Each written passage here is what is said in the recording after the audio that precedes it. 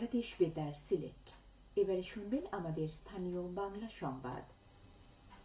আসসালামু আলাইকুম। বাংলাদেশ বেতার সিলেট সংবাদ পড়ছি আমি অদিতি দেবনাথ। সিলেট মেট্রোপলিটন পুলিশ জননিরাপত্তা নিশ্চিত করতে গত নভেম্বর থেকে 15 এপ্রিল পর্যন্ত নগরীতে সংঘটিত বিভিন্ন অপরাধের ঘটনায় 141টি মামলা রুজু করেছে। এসব মামলায় গ্রেফতার করা হয়েছে মোট 168 জনকে। পুলিশ পক্ষ থেকে জানানো হয়, চুরি, ছিনতাই, হত্যা, অপহরণ, ধর্ষণ ও ডাকাতির মতো অপরাধ দমনে নিয়মিত অভিযান পরিচালনা করে তারা এই সফলতা পেয়েছে। অভিযান চলাকালে মোবাইল ফোন, নগদ অর্থ সহ এবং বিভিন্ন চুরি হওয়া সামগ্রী উদ্ধার করা হয়। এসএমপি জানায়, এসব মামলায় গ্রেফতার হওয়া অধিকাংশ চিহ্নিত অপরাধী। তাদের অনেকের বিরুদ্ধেই রয়েছে পূর্বের একাধিক মামলা। অভিযানকালে উদ্ধার হওয়া আলামতগুলো তদন্তে গুরুত্বপূর্ণ অগ্রগতি এনে দিয়েছে। এসএমপি অতিরিক্ত উপপুলিশ কমিশনার মোহাম্মদ আফজাল হোসেন জানান, নগরবাসীর নিরাপত্তা নিশ্চিত করতে পুলিশ নিয়মিত অভিযান চালিয়ে যাচ্ছে এবং কোনো অপরাধীকে ছাড় দেওয়া হচ্ছে না। পুলিশ এ ধরনের পদক্ষেপ নগরবাসীর মধ্যে স্বস্তি ও আস্থার পরিবেশ তৈরি করেছে। সিলেটের জেলা প্রশাসক মোহাম্মদ শের মাহমুদ মুরাদ বলেছেন, কৃষি ও কৃষকের উন্নয়নে বর্তমান সরকার আন্তরিক। দেশের অর্থনীতিকে সুদৃঢ় করতে কৃষি ব্যবস্থার উন্নয়নে নানাবিধ পরিকল্পনা গ্রহণ ও বাস্তবায়ন করে যাচ্ছে। সিলেটের পতিত জমিকে চাষাবাদের আওতায় আনতে হবে পদক্ষেপ গ্রহণ করছে। তিনি এই অঞ্চলে কৃষিকে আরও এগিয়ে নিতে কৃষকের পাশাপাশি সংশ্লিষ্টদের আন্তরিক হওয়ার আহ্বান জানান। তিনি গতকাল সিলেট সদর উপজেলার জিলকার হাওরে আধুনিক প্রযুক্তির মাধ্যমে সিলেট অঞ্চলের কৃষি উন্নয়ন প্রকল্পের আওতায় বোরো ধান প্রদর্শনের মাঠ দিবস ও শস্য কর্তন শীর্ষক অনুষ্ঠানে প্রধান অতিথির বক্তব্যে এসব কথা বলেন। এ সময় উপজেলা বিভিন্ন কর্মকর্তা ও 200 কৃষক উপস্থিত ছিলেন। উপজেলা প্রশাসন ও কৃষি সম্প্রসারণ অধিদপ্তরের আয়োজন করে। মাদকমুক্ত সমাজ গঠনে ইমাম ও মুয়াজ্জিনদের ভূমিকা শীর্ষক আলোচনা সভা অনুষ্ঠিত হয়েছে মৌলভীবাজারে। আজ সকালে এন সাইফুর রহমান অডিটোরিয়ামে ইসলামিক ফাউন্ডেশনের উপপরিচালক মোহাম্মদ ফারুক আলমের সভাপতিত্বে অনুষ্ঠিত সভায় প্রধান অতিথি ছিলেন মৌলভীবাজার সরকারি কলেজের সাবেক অধ্যক্ষ প্রফেসর ড ফজলুল আলী।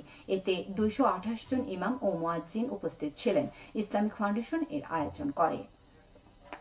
হবিগঞ্জের শায়েস্তাগঞ্জে মাত্র 1 ঘণ্টার আগুনে পুড়ে গেছে 15টি দোকান। এতে কোটি টাকার ক্ষয়ক্ষতি হয়েছে বলে জানা গেছে। গতকাল 3টার দিকে এই অগ্নিকাণ্ডের ঘটনা ঘটে, তবে ঘটনা হতাহতের খবর পাওয়া যায়নি।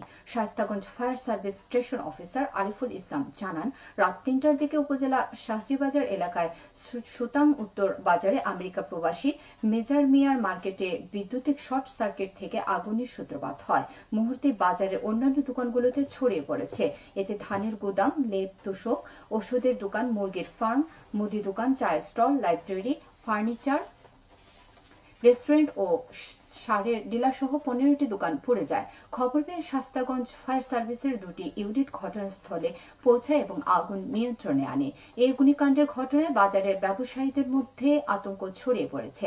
শায়েস্তাগঞ্জ থানা পুলিশ জানায়, বৈদ্যুতিক শর্ট সার্কিট থেকে অগ্নিকাণ্ডের সূচনা হয়। ফায়ার সার্ভিস ও পুলিশ খবর পেয়ে ঘটনাস্থলে গিয়ে আগুন নিয়ন্ত্রণে আনে।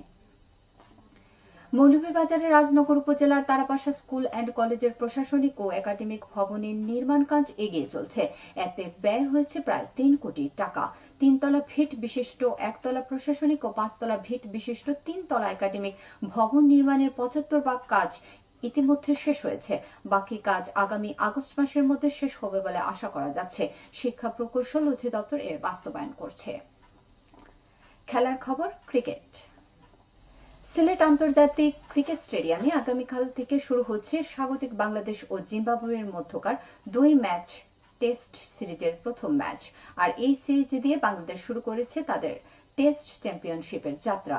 এই ম্যাচকে লক্ষ্য করে 2 দলই অনুশীলনে বেশ ঘাম ঝরাচ্ছেন। টাইগার কোচ সিমন্স গতকাল সংবাদ সম্মেলনে দলের প্রস্তুতি সহ জয়ের ব্যাপারে আশার কথাও জানান। দেশের মাটিতে 2020 সালে সর্বশেষ টেস্ট ম্যাচে জিম্বাবুয়ের পক্ষে জয় তুলেছিল টিম টাইগার। সেই সুখস্মৃতি নিয়ে আগামীকাল আবারও নিজেদের মাঠে নামাবে শান্ত মুশফিকরা। প্রতিপক্ষ একই, তবে জিম্বাবুয়েকে হালকা করে দেখার সুযোগ নেই বললেন টাইগার কোচ ফিল সিমন্স।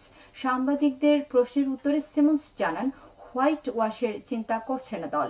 প্রথম টেস্টের জয়ের দিকেই লক্ষ্য সবার।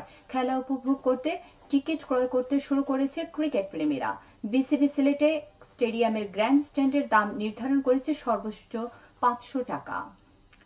এর অর্ধেক দামে মিলবে ক্লাব হাউসের টিকিট। 2 নম্বর গেটের পূর্ব দিকের গ্যালারির টিকিট দাম 150 টাকা।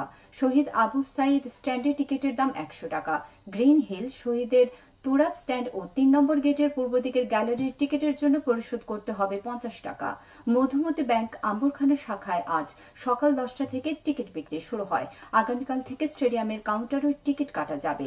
দ্বিতীয় টেস্ট খেলতে দুদল এরপর যাবে চট্টগ্রামে। 28 এপ্রিল জোহর আহমদ স্টেডিয়ামে শুরু হবে এই ম্যাচ। সবশেষে আবহাওয়া। রাত 1টা পর্যন্ত পূর্বাভাসে বলা হয়েছে সিলেট সহ পার্শ্ববর্তী এলাকায় পশ্চিম উত্তর পশ্চিম দিক থেকে অস্থায়ীভাবে ঘন্টায় সর্বোচ্চ 60 কিলোমিটার বেগে দমকা থেকে ঝড়ো হাওয়া বয়ে যেতে পারে। সেই সঙ্গে হতে পারে বৃষ্টি অথবা বজ্র বৃষ্টিপাত। এসব এলাকায় নদীবন্দর সমূহকে 1 নম্বর সতর্কতা সংকেত দেখিয়ে যেতে বলা হয়েছে। আজ সিলেটের সূর্যোদয় হয়েছে 5টা 26 মিনিটে এবং সূর্য অস্ত যাবে সন্ধ্যে 6টা 16 মিনিটে। সংবাদ শেষ হলো। আমাদের পরবর্তী সংবাদ প্রচারিত হবে সন্ধ্যে 7টায়। বাংলাদেশ বেতার।